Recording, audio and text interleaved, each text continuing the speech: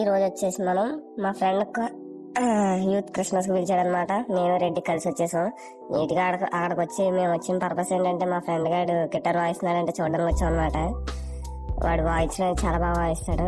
ఇప్పుడు ప్రజెంట్ అయితే గ్యాప్ ఇచ్చాడు ఎగ్జామ్స్ వల్ల.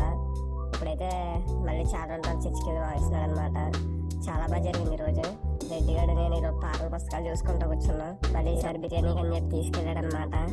ముగ్గురం కలిసి వెయిటింగ్ విత్ బిర్యానీ వచ్చేసింది. మనం చూస్తుండగానే బిర్యానీ చూస్తున్నాడు రెడ్డి గారు ఏం వీడియో తీస్తున్నారా అనేసి.